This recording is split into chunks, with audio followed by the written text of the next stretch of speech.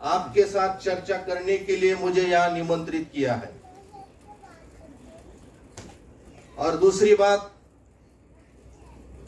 महाराष्ट्र के अंदर इस विषय को लेकर कुरेशी समुदाय, खाटिक समुदाय, शेतकरी,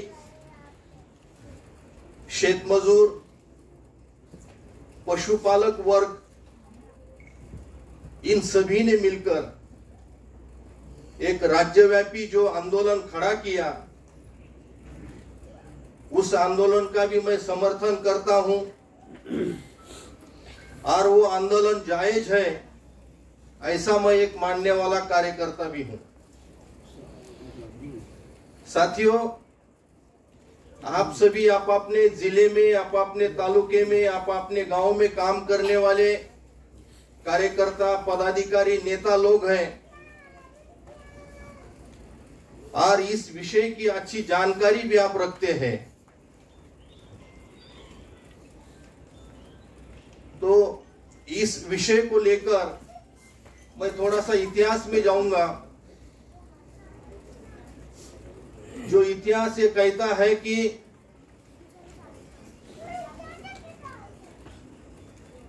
कोई भी आप धर्मशास्त्र लीजिए, कोई भी आप धर्म ग्रंथ लीजिए, उस धर्म ग्रंथ में, उस धर्म शास्त्र में गौवंश बंदी का या गौवंश के ऊपर या हत्या के ऊपर प्रतिबंध का या उसका मांस खाने को कोई वर्जित नहीं किया गया है। मुझे यह ताजुब लगा कि ये राज्य सरकार ने 2015 में हमारे महाराष्ट्र में जो कानून लाया, इसकी वजह क्या है? क्योंकि 1976 का जो कानून है, उस कानून के तहत कोई किसान को या कोई मांस खाने वाले को या कोई पशुपालन करने वाले को कोई प्रॉब्लम नहीं थी, कोई दिक्कत नहीं थी। उस कानून का विरोध भी नहीं चल रहा था।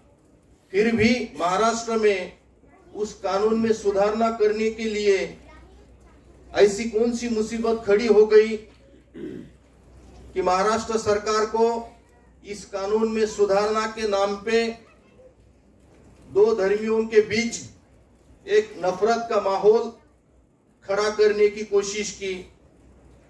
मुझे नहीं ऐसा लगता कि ऐसी कोई हरकतें या ऐसी कोई बातें अपने राज्य में हुई है। ये कानून जानबूझकर लाया गया है,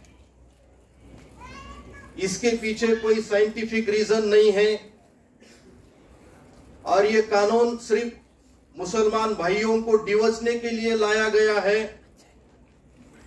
दो धर्मियों के बीच में जो आपसी भाईचारा है, उस भाईचारे को बदलकर नफरत की नजर से एक दूसरे को देखने के लिए ये कानून में सुधारणा की गई है।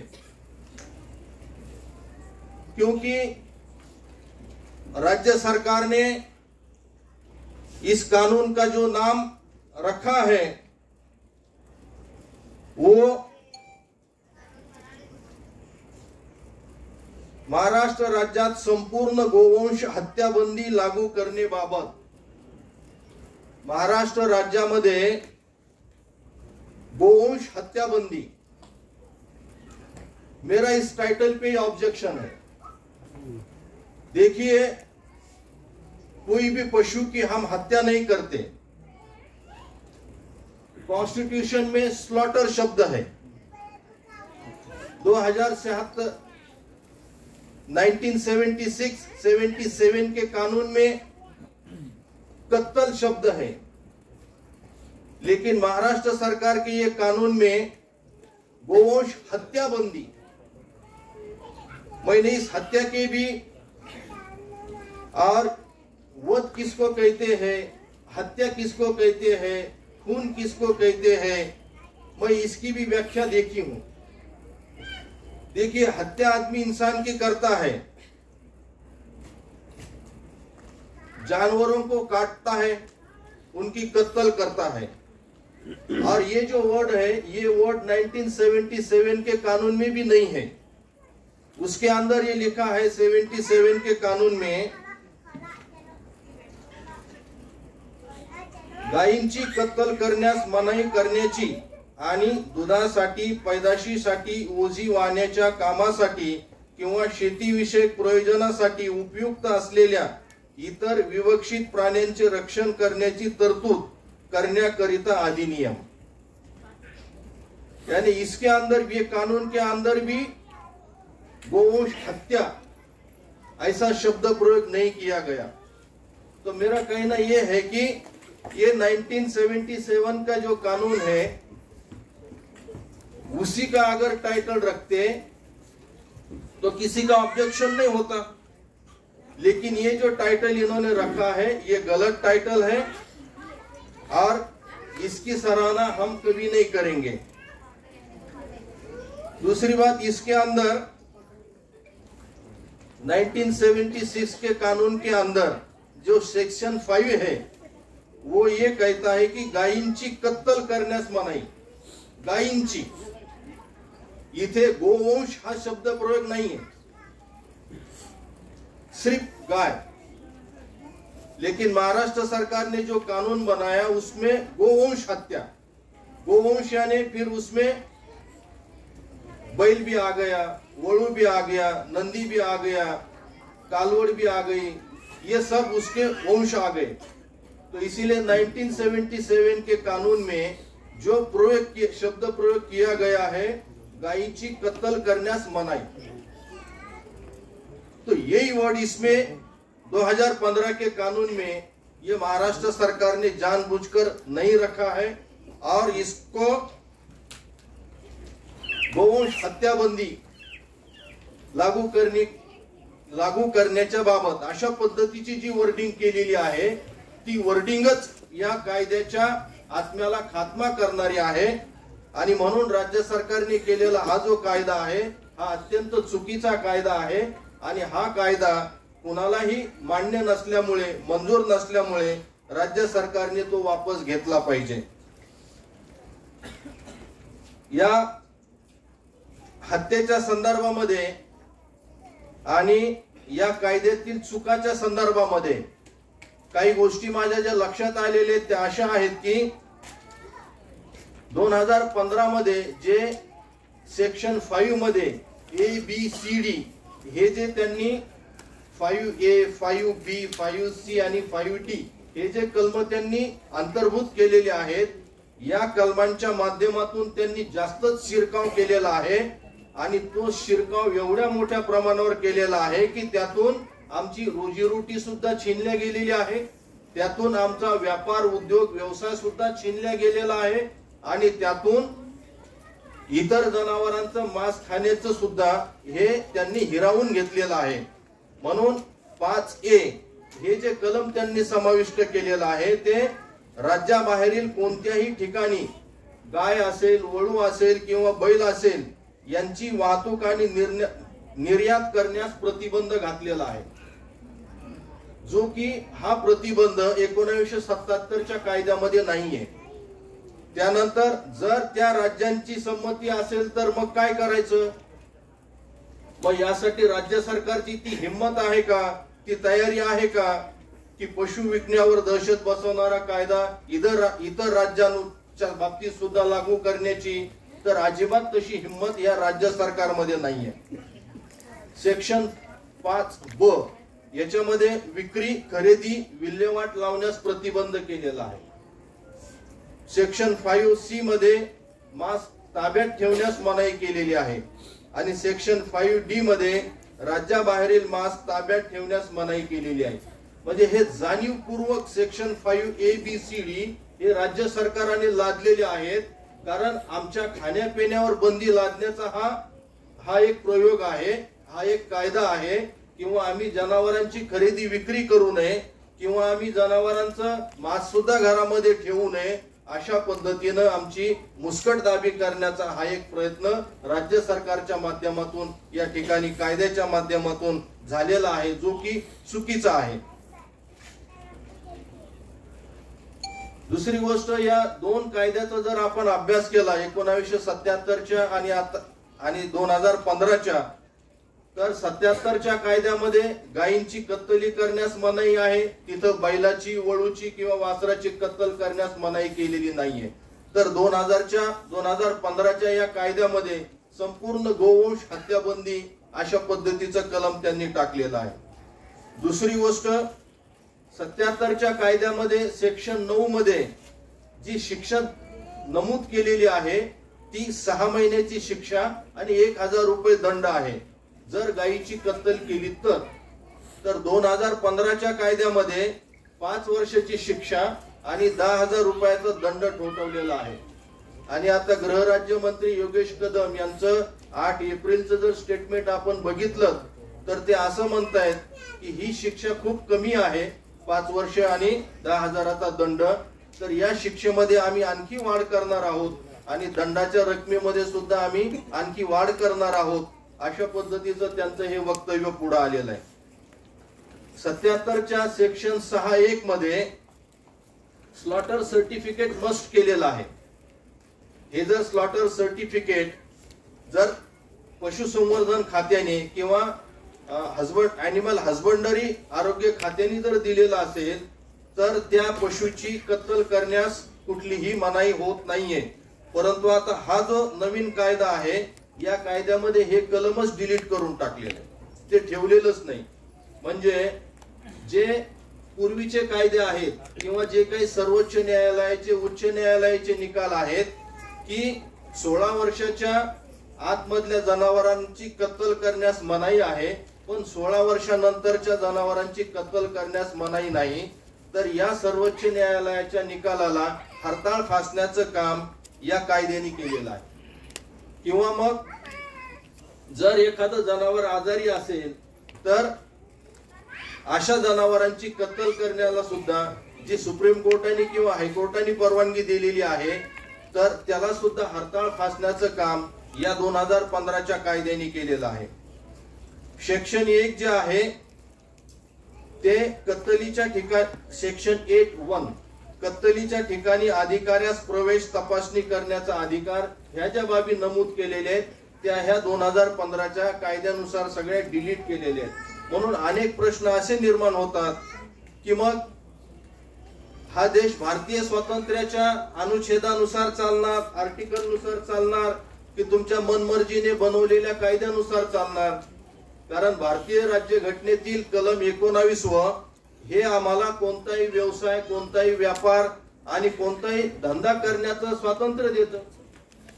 याच सगळ्या बाबींना हरताळ फासणारा हा 2015चा राज्य शासनाचा गोवंश हत्याबंदी हा कायदा आहे, जो या राज्य घटनेच्या आर्टिकलचा अवमान करतोय किंवा राज्यघटनेमधलं 19 आर्टिकलला जुमानत नाहीये. म्हणून आर्टिकल 19च्या नजरेमध्ये हा जो 2015चा हा कायदा आहे हा कायदा निरर्थक ठरतो असं मला वाटतं.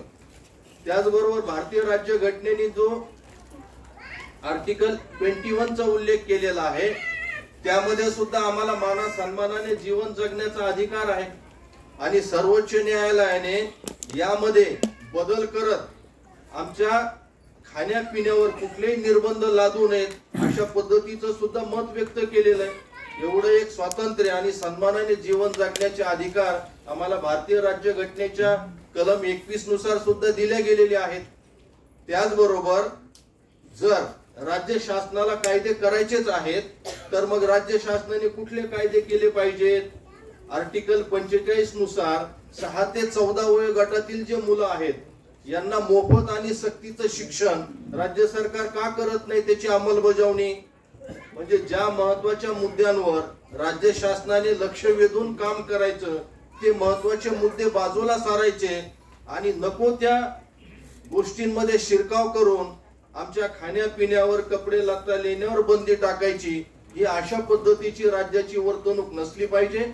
भारतीय राज्यघटनेमध्ये अशा वर्तणुकीला कुठेही थारा नाहीये. त्यामुळे राज्य शासनाला जर कायद्याची अंमलबजावणी करायचीच आहे तर त्यांनी आर्टिकल 45 ची अंमलबजावणी केली पाहिजे, आर्टिकल 46 ची अंमलबजावणी केली पाहिजे. कारण आर्टिकल 46 मध्ये SC ST आणि इतर दुर्बल घटक समाजातले जे आहेत त्यांचं शैक्षणिक आणि आर्थिक जीवनमान उंचावण्याची जबाबदारी ही राज्याच्या मार्गदर्शक निदेशक तत्वानुसार राज्यावर टाकलेली आहे। म्हणून राज्य सरकारांनी आर्टिकल 47 नुसार आमचं जीवनमान शैक्षणिक आणि आर्थिक हे कसं उंचावेल यासाठी त्यांनी लक्ष घालायला पाहिजे। आर्टिकल 47 आहे, ज्या 47 नुसार आमचं सार्वजनिक आरोग्य जे आहे ते सार्वजनिक आरोग्य, त्याचं भरण पोषण आणि त्याचं राहणीमान कसं उंचावेल यासाठी राज्याने प्रयत्न केले पाहिजेत। अशा पद्धतीचं हे सगळे आर्टिकल्स आहेत। या आर्टिकल्स कडे दुर्लक्ष करून किंवा याची अंमलबजावणी करण्याचं सोडून देऊन फक्त या 48 कलमावरच लक्ष केंद्रित करून त्याच्यानुसारच जर त्यांनी कायदे बनवायचं ठरवलं तर हे कायदे या भारतीय राज्यघटनेच्या विपरीत आहेत आणि माणूस म्हणून, माणुसकी म्हणून आणि एकूणच जीवनमान जगण्याच्या या सगळ्या बाबींच्या विरोधातले कायदे आहेत। भारतीय राज्यघटनेच्या कलम 48 मध्ये 48 मध्ये कृषी व पशुसंवर्धन यांची सुसूत्र व्यवस्था लावणे अशा अर्थाचं हे आर्टिकल आहे आणि अशा पद्धतीच्या सुसूत्रपणे व्यवस्था करणे, याच्यामध्ये कुठेही हत्या करा किंवा तुम्ही हत्येला प्रतिबंध करा अशा अर्थाचे शब्द प्रयोग नाहीयेत। म्हणून राज्य शासन किती जरी म्हणत असलं की कलम 48च्या अनुषंगानेच आम्ही हा कायदा बनवलेला आहे, तर हा कायदा चूक आहे। कारण कलम 48 हे कुठेही धार्मिक भावनेला थारा देत नाही आणि म्हणून धार्मिक भावनेच्या आधारे यांनी हा जो कायदा आणलेला आहे तो कायदा चूक आहे आणि म्हणून त्या कायद्याचा आम्ही या ठिकाणी जाहीर निषेध सुद्धा करतो आणि राज्य शासनाने हा कायदा मागे घ्यावा आणि 1977 चा जो कायदा आहे त्या कायद्यावर कोणाचं ऑब्जेक्शन नाही, तोच कायदा ऍज इट इज या देशामध्ये लागू ठेवावा असं आम्हा कार्यकर्त्यांना वाटतं। साथियों, ये कानून की वजह से हमारे राज्य में बहुत सारे मसले बढ़ गए हैं। देखिए, अभी हम जब ट्रांसपोर्टेशन की बात करते हैं तो किसान परेशान है, हर एक आदमी इससे परेशान है जो खेती के ऊपर निर्भर करता है।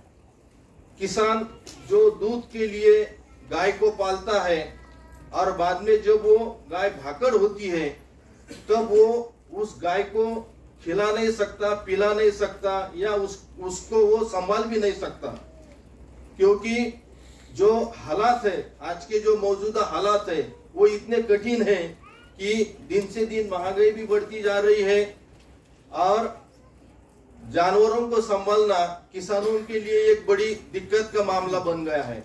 तो इसीलिए उनके लिए जब गाय भाकड़ बनती है तो वो किसान बाजार में जाके उस गाय को बेचता है और बेचने के बाद दूसरी गाय खरीदता है या फिर वो पैसे दूसरे कोई अपने किसानी में लगाता है।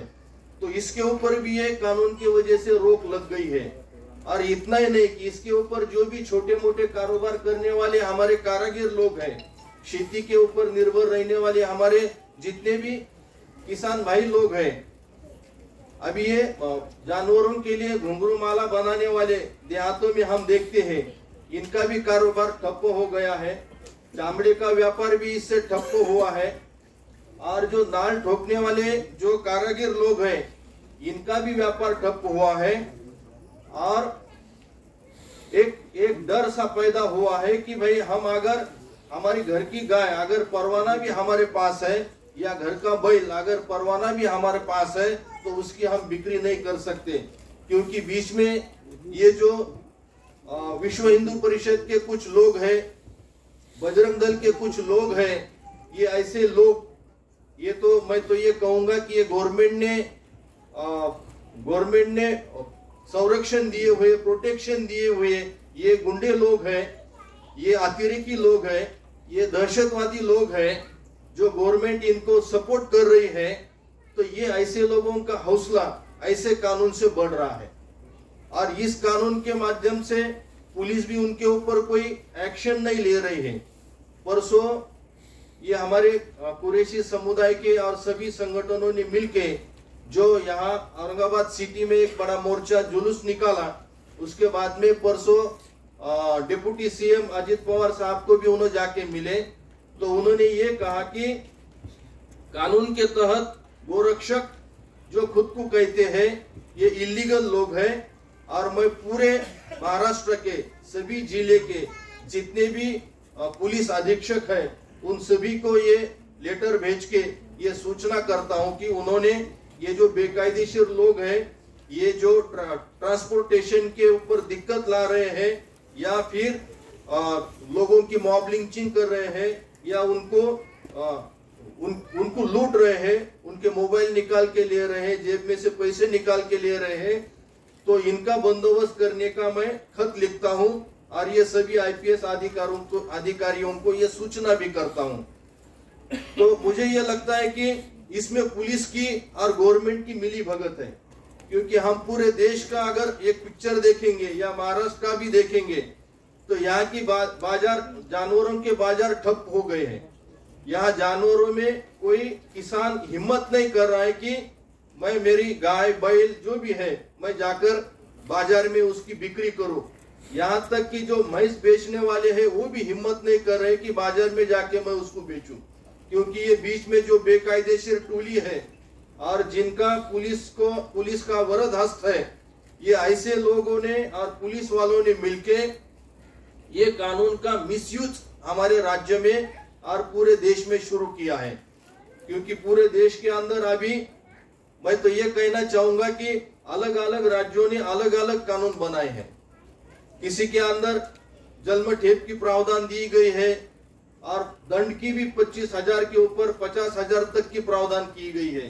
तो ऐसे एक केंद्र के लेवल पे एक कानून बनना चाहिए और जिसके अंदर हमारे कॉन्स्टिट्यूशन का जो एक मूलभूत सार है, उस सार को मद्देनजर रखते हुए ये सेंट्रल लेवल पे एक ही कानून बनना चाहिए, ना कि हर एक राज्य का अलग अलग कानून। तो इसकी वजह से ये ट्रांसपोर्टेशन भी हमारा खत्म हुआ है, बाजार ठप हुए हैं और कई सारे हमारे इसके ऊपर निर्भर करने वाले हमारे किसान लोग हैं, पशुपालक लोग हैं, छोटे छोटे कारीगर लोग हैं, इनके ऊपर रोजी रोटी की दिक्कत का सामना इनको करना पड़ रहा है। तो इसीलिए ये जो कानून राज्य सरकार ने बनाया है, ये कानून व्यवहारिक ढंग से भी, आर्थिक ढंग से भी राज्य को आर्थिक स्रोत पैदा करके देने वाला नहीं है। इसीलिए गवर्नमेंट ने इसके ऊपर एक जनमत लेना चाहिए महाराष्ट्र के आम जनता के तरफ से, क्योंकि जब कानून में सुधारना लाई तब कोई जनमत लिया नहीं था और ये अपने मनमानी तरीके से हुकुमशाही स्टाइल से ये कानून उन्होंने बनाया है।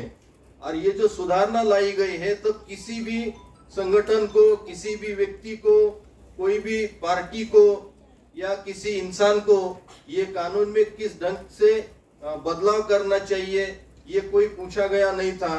तो अभी इस कानून को गवर्नमेंट के जरिए रद्द करना चाहिए और अगर सुधारना करनी है और अगर केंद्र सेंटर से एक ही अगर कानून बनाना है, केंद्रीय कानून जिसको हम कहेंगे, तो पूरे लोगों की आम राय लेके, संगठनों की आम राय लेके, व्यापारियों की, जितने भी इसके अंदर शरीक है, और किसानों की, पशुपालक लोगों की, मजदूरों की, ये सब राय लेके एक सेंटर ने कानून बनाना चाहिए और ये स्टेट के जो अलग अलग कानून है इसको खारिज करना चाहिए। तो अभी गो भक्तों का बहुत सारा एक जमावड़ा ये कानून के माध्यम से हम रोड पे देख रही है। ये रोड के ऊपर इनका धुड़घूस जारी है और एक ऐसा डर इन्होंने पैदा किया है कि वो 8-10 के तादाद में रहते हैं, हाथ में शस्त्र होता है और ट्रांसपोर्ट करने वाला एक या दो लोग होते हैं। तो इसीलिए उसको बचाव के लिए उसके पास कोई दूसरा सहारा नहीं होता है और वो उसकी लिंचिंग होती है, उसको पीटा जाता है, उसको लूटा जाता है। ये बहुत ही गंभीर बात है और इसको गवर्नमेंट ने बहुत ही गंभीरता से लेना चाहिए। और ये जितने भी संगठन है, फिर वो विश्व हिंदू परिषद हो, फिर वो बजरंग दल हो या अन्य कोई श्री राम सेना हो या कोई अभिनव भारत हो या अन्य कोई उनकी और संगठन हो, इन संगठनों को ये राज्य सरकार ने अतिरेकी संगठन घोषित करना चाहिए, दहशतवादी संगठन घोषित करना चाहिए, क्योंकि इनकी दहशत पूरे राज्य में और पूरे देश में हमें दिखाई दे रही है। और इन गोरक्षकों को अगर इतना ही उन्माद है और इतना ही धार्मिक इनमें जुलूस है या इतना ही उनके धर्म को सुरक्षित रखने का अगर इनके मन में भाव है, तो मैं ये कहूंगा कि भाई तुम्हारे घर के नाम जो मातृ पितृ के नाम पे रखा है, जैसा अपन कहते हैं कि भाई मातृ कृपा है, पितृ कृपा है, तो मैं ये कहूंगा उनको जो रास्ते पे आके दुड़घूस कर रहे हैं और पूरे राज्य की इकोनॉमी खत्म कर रहे हैं और हमारे धर्मियों के बीच का जो भाईचारा एकता बंधुभाव है वो खत्म कर रहे हैं, कि भाई पहले तुम्हारे घर से शुरुआत करो। तुम्हारे घर का नाम अगर मातृ कृपा है तो उसका नाम मातृ गोठा रखो। गोठा जानवरों का होता है और घर के अंदर तो इंसान रहते हैं, गोठे के अंदर जानवर रहते हैं। और तुम जो लोग है जो रास्ते पे उतर के धुड़घूस कर रहे हो, तो तुम कोई इंसान तो है नहीं है, इसीलिए तुम घरों में नहीं रहते, इसीलिए तुम्हारे घरों का नाम मातृ गोठा रखो। तुम्हारे घरों का नाम अगर पितृ कृपा है तो उसका नाम पितृ गोठा रखो। इसके लिए तुम पहले शुरुआत करो, अपने गली से शुरुआत करो, अपने शहर से शुरुआत करो, अपने गांव से शुरुआत करो, और इससे भी आपकी भूख नहीं शमती। और अगर आपको नाम बदलने हैं तो महाराष्ट्र का गौराष्ट्र कर दो, क्या है, आपकी सरकार है, आप कर सकते हो, कर दो गौराष्ट्र। तमिलनाडु का बैल राष्ट्र कर दो। केंद्र सरकार को लिखेंगे हम कि भाई इनको इतनी धर्म रक्षण की जवाबदारी इनके ऊपर आई है। जब लंपी रोग से राजस्थान के अंदर हजारों गायें मरी, तो एक भी गोरक्षक वहां नहीं गया उसको संभालने के लिए, उसका संरक्षण करने के लिए, उसकी देखभाल करने के लिए। ये इतना बड़ा प्यार इनके दिल में है। तो ये मेरा कहना है कि भाई तुम्हारी सरकार है, महाराष्ट्र का नाम तुम गौराष्ट्र करो। देश में तुम्हारी सरकार है, तमिलनाडु का नाम तुम बैलनाडु करो। गुजरात में तुम्हारी सरकार है तो गुजरात में भी तुम्हारा नाम गोधन सरकार करो। या फिर उत्तर प्रदेश में बहुत हमारे वो क्या है, पंकज बिष्ट या आदित्य अजय बिष्ट, जो खुद को एक योगी कहता है, योगी के भेष में ये इंसान ने पूरी दुनिया में की इंसानियत खत्म करने का काम शुरू किया है। तो उत्तरांचल का गुरांचल कर दो, किसी को क्या दिक्कत है। उत्तर प्रदेश का गो प्रदेश कर दो, किसी को क्या दिक्कत है। और इतने पे भी अगर दिल नहीं भरता तो मैं आगे जाके ये भी कहूंगा कि आपका राष्ट्रीय पेय जो है वो गोमूत्र करो और वही पीते रहो दिन भर। आपका राष्ट्रीय खाद्य गोबर करो और वही खाते रहो दिन भर। नाम बदलने हैं तो ऐसे बदलो भाई, फिर आपकी गो सेवा गो रक्षा को हम मानेंगे। फिर आप सही मायने में धर्म की रक्षा कर रहे हो तो हम मानेंगे। रखो नाम राष्ट्रीय खाद्य गोबर करो आपका, और आप खाते रहो। हम इंसान है, हम हमारा अनाज खाएंगे जो जमीन से उपजता है, आप खाते रहो। राष्ट्रीय पेय मूत्र गोमूत्र करो, पीते रहो। हम तो मिनरल वाटर पानी पियेंगे, हम बावड़ी का पानी पियेंगे। तो हिम्मत करनी है तो इस ढंग की हिम्मत करो और इस ढंग का कानून में बर्ताव लाओ, तब हम तुम्हारी पाठ टिपाएंगे कि भाई सही में तुमने बहुत धर्म की रक्षा का काम किया है। तो इस ढंग का अगर माहौल इस देश में ये लोग कर रहे हैं तो ये हमें मंजूर नहीं है। और इसीलिए हम ये बार बार कहते हैं कि राज्य सरकार ने आर्टिकल में जितने भी अच्छी बातें लिखी है उसके ऊपर ध्यान देना चाहिए, लेकिन सरकार ध्यान नहीं दे रही है। सरकारी शाला बंद कर रही है और गौशाला शुरू कर रही है। हमारी कई सरकारी स्कूल बंद है, 18,000 सरकारी स्कूल उन्होंने अभी बंद करने का जो निर्णय लिया, अभी जो थोड़ा सा बाजू में रखे है। तो इसका मतलब क्या है, बच्चों की सरकारी शाला बंद करके गौशाला शुरू कर रहे हैं, तो किस लिए?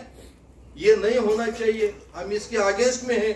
सरकारी दवाखाने बंद कर रहे हैं और बाबा बुआ जादू टोना अंधश्रद्धा को बढ़ावा दे रहे हैं, ये भी गलत बात है।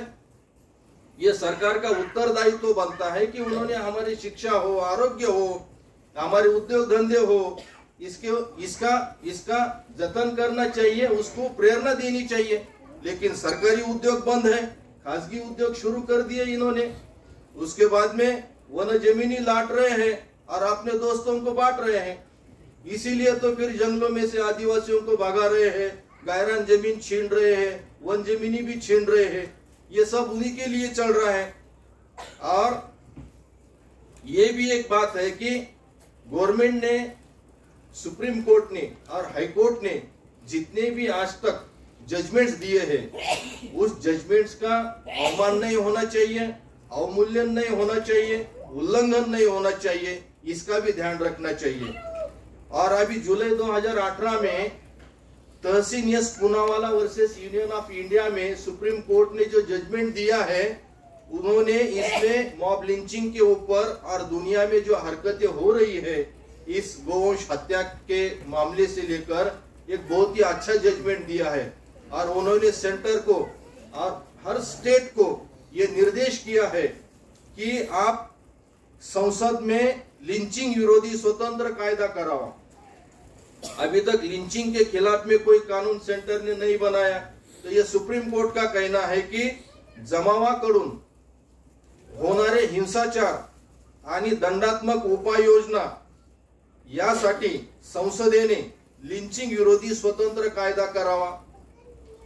हिंसाचार, लिंचिंग रोखण्यासाठी प्रत्येक जिल्ह्यात नोडल अधिकारी म्हणून पोलीस अधीक्षकापेक्षा कमी नसलेल्या अधिकाऱ्याची नियुक्ती करावी। केंद्र आणि राज्य सरकारांनी सार्वजनिक विधान करावीत की हिंसाचार आणि मॉब लिंचिंग केली तर कायद्यानुसार कठोर कारवाई करण्यात येईल, जेणेकरून या सगळ्या धुडगूस घालणाऱ्या बिनडोक लोकांना याची एक चपराक तरी बसेल। त्याचबरोबर लिंचिंग मध्ये किंवा ह्या हिंसाचारामध्ये जे पीडित झालेले आहेत त्या पीडितांना नुकसान भरपाई द्यावी, त्यांची आणि त्यांच्या संरक्षणाचे आदेश द्यावेत। या निर्देशांचे पालन न करणाऱ्या पोलीस किंवा सरकारी अधिकाऱ्यांविरुद्ध कठोर कार्यवाही करावी आणि हे खटले सगळे जलद गती न्यायालयामध्ये चालवून या सगळ्या धुडगूस घालणाऱ्या लोकांना जेलमध्ये टाकण्याची व्यवस्था केली पाहिजे। हे सगळे मार्गदर्शक तत्व, ह्या सूचना 2018 जुलैच्या सर्वोच्च न्यायालयाच्या निकालाने दिलेली आहेत। या सूचनांची अंमलबजावणी करून घेण्याचं काम हे सगळे आम्हा कार्यकर्त्यांवर आणि पदाधिकाऱ्यांवर येऊन पडतं। म्हणून आपण प्रत्येक जिल्ह्याच्या पोलीस अधीक्षकाकडे निवेदन देऊन या जजमेंटच्या नुसार आपण ही सगळी सूचना किंवा मार्गदर्शक तत्वे जे सर्वोच्च न्यायालयाने घालून दिलेली आहेत त्याचं पालन केलं पाहिजे। गृहमंत्र्याला सुद्धा हे आपण ठणकावून सांगितलं पाहिजे की तुम्ही तुमच्या ह्या खात्याच्या सगळ्या पोलीस डिपार्टमेंटला अशा सूचना करा आणि रस्त्यावर धुडगूस घालणाऱ्यांचा, बेकायदेशीर या गुंडांचा तुम्ही बंदोबस्त करा, जेणेकरून अशा घटना घडणार नाहीत आणि जेणेकरून पुन्हा अशी ही सगळी यंत्रणा ट्रान्सपोर्टेशन सहित आणि व्यापार उद्योगासहित ही या राज्यामध्ये सुरू होईल। 2016 मध्ये मुंबई हायकोर्टाने एक जजमेंट दिलेला आहे, त्यामध्ये ते असं म्हणतात की गोमांस खाणे किंवा बाळगणे हे कायदेशीर आहे। 2016चा हा विचार राज्य सरकारने का केला नसेल? त्यांनी तो करायला हवा होता। 2015 मध्ये जरी हा कायदा तयार झाला तरी त्याच्यानंतर 2016 मध्ये हे जजमेंट आलेलं आहे। हे जजमेंट आल्यानंतर मग त्याच्यात या जजमेंटच्या अनुषंगाने सुधारणा करायला हव्या होत्या, परंतु त्या का केल्या नाहीत? त्या केल्या गेल्या पाहिजे होत्या, हे आपलं सरकारकडे म्हणणं आहे। त्याचबरोबर 1959 मध्ये सर्वोच्च न्यायालयाने एक असाही निकाल दिलेला आहे, मोहम्मद हनीफ कुरेशी वर्सेस बिहार राज्य। यामध्ये सर्वोच्च न्यायालय म्हणतं की जर आर्थिक परिस्थितीत निरुपयोगी बैल ठेवणे समाजावर ओझे ठरत असेल, तो बैल जर म्हातारा झाला असेल किंवा निरुपयोगी झाला असेल किंवा तो सार्वजनिक हिताचा नसेल तर गो हत्येवर संपूर्ण बंदी घालू नये। याचाच अर्थ असा की सर्वोच्च न्यायालयाचा जो निकाल आहे 16 वर्षाच्या नंतरच्या बैल असो किंवा गाय असो किंवा वासरू असो याची कत्तल करण्यास काही मनाई नाहीये। अशा अर्थाचे हे सगळे सर्वोच्च न्यायालयाचे निवाडे आहेत, पण या सगळ्या निवाड्यांकडे दुर्लक्ष करून मनमानी पद्धतीने जे देशभरातली राज्य सरकार कायदे करायला लागलेले आहेत ते केवळ धार्मिक द्वेषातून कायदे करायला लागलेले आहेत केवळ मुसलमान द्वेष हा समोर ठेवून हे कायदे करायला लागलेले आहेत. कारण यांच्या डोक्यामध्ये काय भरलेलं आहे, मुसलमान म्हणजे काय, विदेशी निष्ठा असणारा माणूस आहे. मुसलमान म्हणजे काय, ते क्रूर आहेत, ते 24 तास मांस खातात. मुसलमान म्हणजे काय, ते देशासाठी एकनिष्ठ नाही आहेत. यांच्या डोक्यात भरलेलं गोबर सांगतोय मी तुम्हाला, यांच्या डोक्यात हे गोबर भरलेलं आहे. भारतीय कॉन्स्टिट्यूशन आर्टिकल 1 हमें इस देश का नागरिक कहता है और ये गोबर भक्त क्या कहते हैं कि ये मुसलमानों का ये रवैया है, वो बहुत कट्टर धर्मांध है, वो देशद्रोही है, वो पाक धार्जिने है. इस ढंग का बर्ताव उनके जहन में बैठा हुआ है. वो गौ हत्या करते हैं, वो बलजबरी धर्मांतरण भी करते हैं, वो आतंकवादी मदरसे में अतिरेकी शिक्षण देते हैं. इस ढंग की ये जो गलत बातें इनके जहन में बैठी है, इसके वजह से वो ये कहते हैं, इसके वजह ये उनके दिमाग में है, इसीलिए ये कानून आ रहे हैं. वो अगर हमको भारतीय नागरिक कहते तो इनके दिमाग में से ये उपज नहीं निकलती, ये ऐसे गंदे कानून नहीं निकलते, ये ऐसे काले कानून नहीं निकलते. भाईचारे को खत्म करने वाले, इस देश की एकता को खत्म करने वाले, अखंडता को खत्म करने वाले ऐसे कानून इनके दिमाग से नहीं निकलते. इसीलिए ये कानून के दुष्परिणाम भी बहुत हो रहे हैं. इसमें धार्मिक तेड़ भी बढ़ रही है. इसके वजह से ये लोग इनका तो हर एक कदम की आपली हिंदू वोट बँक ही कशी पक्की होईल, ती कशी मजबूत होईल, आणि त्या पद्धतीने यांचं एकूण एक पाऊल एक पुढे पडताना आपल्याला दिसतंय. हिंदू कायदा हा वोट बँक, गोवंश हत्या विरोधी कायदा हा जो आहे हा यांचा वोट बँक हा पक्का करण्यासाठी केलेला कायदा आहे आणि हिंदूंचं लांगूल चालन करण्यासाठी आणलेला हा कायदा आहे. हिंदूंच्या या ज्या अतिरेकी दहशतवादी संघटना आहेत, या संघटनांना बळकटी देण्यासाठी हा कायदा यांनी केलेला आहे. हा कायदा फक्त हिंदूंचं हित जपणारा कायदा आहे आणि गोरक्षकांच्या माध्यमातून हा धार्मिक तेढ निर्माण करणारा कायदा आहे. आणि म्हणून अशा पद्धतीचे विषमतावादी कायदे या राज्यामध्ये किंवा या देशामध्ये नसले पाहिजेत. हे आम्हा सगळ्या विज्ञानवादी, पुरोगामीवादी आणि प्रत्यक्ष फील्डवर जाऊन काम करणाऱ्या, ग्राउंडवर लेवलवर जाऊन काम करणाऱ्या कार्यकर्त्यांना वाटतं. आणि म्हणून हे कायदे राज्य सरकारने हा कायदा राज्य सरकारने मागे घेतला पाहिजे. त्याचबरोबर आम्ही राज्य शासनाकडे या सुद्धा मागण्या केल्या पाहिजे की या देशभरामध्ये जे म्हणून मोठे कत्तलखाने, ज्याला आपण बुचडखाने सुद्धा म्हणू हिंदी किंवा उर्दू मध्ये, तर हे सगळे बुचडखाने किंवा कत्तलखाने हे सगळे हिंदू आणि मारवाडी लोकांचे, ते काही कोणी मुस्लिम आमच्या बांधवांचे नाहीयेत. त्याच्यामध्ये तामिळनाडू मधला सगळ्यात मोठा कारखाना जो 400 एकर मध्ये उभा आहे तो आहे अल कबीर एक्सपोर्ट ट्रान्सपोर्टेशन लिमिटेडचा. याच्यामध्ये सतीश सबरवाल आणि अनिल सबरवाल हे याचे मालक आहेत आणि यांच्याकडे रोज हजारो गोवंश कत्तली होतात, शेकडो गोवंशाची कत्तली होतात आणि हजारो लाखो टन मांस हे निर्यात हे लोक करतायत. मग यांच्यावर केंद्र सरकारची वक्रदृष्टी का नाही पडत, यांच्यावर राज्य सरकारची वक्रदृष्टी का नाही पडत, ह्या कारखान्यावर ईडीची धाड का नाही पडत, हा कारखाना बेकायदेशीर आहे म्हणून त्याला ईडी कुलूप का नाही लावत, किंवा अशा पद्धतीची ही वर्तणूक, ही भेदभाव करणारी वर्तणूक, विषमतावादी वर्तणूक चूक आहे. रस्त्यावर आम्ही एखादा बोकुड कापण्याचं ते स्लॉटर हाऊस असेल किंवा एखादा कोंबडा कापण्याचं स्लॉटर हाऊस असेल, ते कसं यांना दिसतं आणि ह्या कंपन्या दिसत नाहीत. अरेबियन एक्सपोर्ट कंपनी आहे, तिचा मालक सुनील करण आहे. हे सुनील करण राज्य शासनाला किंवा केंद्र शासनाला दिसत नाही का? त्याच्यानंतर PML कंपनी आहे एस बिंद्राची, ही दिसत नाही का केंद्र सरकारला, मोदी सरकारला?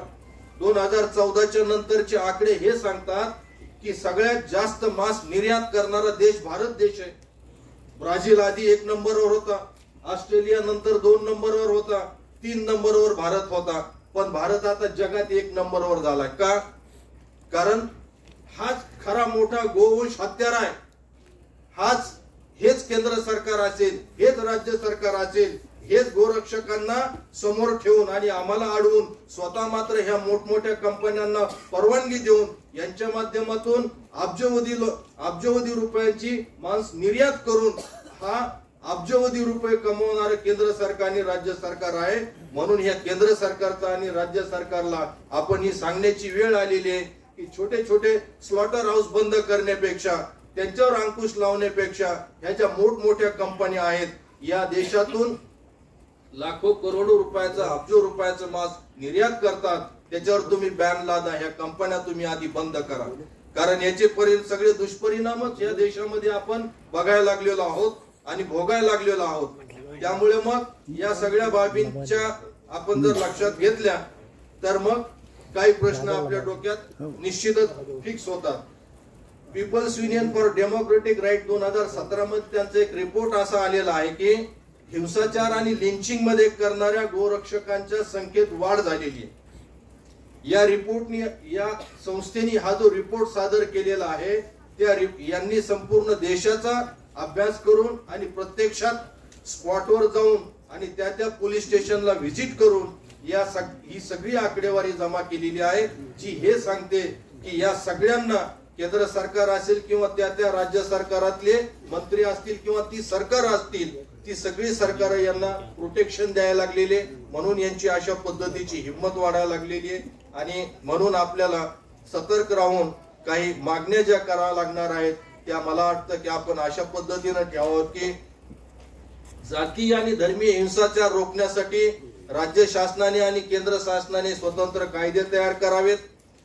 संसदेने लिंचिंग विरोधी स्वतंत्र कायदा करावा, भेदभाव विरोधी कायदा करावा. साक्षी याच्यात बळी पडलेले जे आणि त्यांच्या वतीनं साक्ष देणारे जे आहेत अशा साक्षीदारांना आणि पीडितांचं संरक्षण कायद्याने केलं पाहिजे. त्याच्यानंतर रस्त्यावरून गोरक्षकांची हकालपट्टी केली पाहिजे.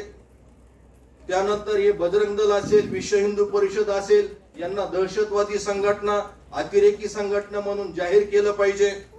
आणि सगळ्यात महत्वाची गोष्ट म्हणजे या मागच्या वर्षी बकरी ईदच्या काळामध्ये राज्य शासनाने जो जाणीवपूर्वक, जो हटकून ज्याला आपण मराठीमध्ये म्हणू, जो या सगळ्या स्लॉटरवर आणि एक बॅन आणला आणि खरेदी विक्रीवर बॅन आणला, कुठल्याही जनावरांची खरेदी विक्री होऊ दिलेली नाही, अशा या खरेदी विक्रीला जाणीवपूर्वक त्यांनी या बकरी ईदच्या काळामध्ये जाणीवपूर्वक त्याच्यावर बॅन आणलेला आहे.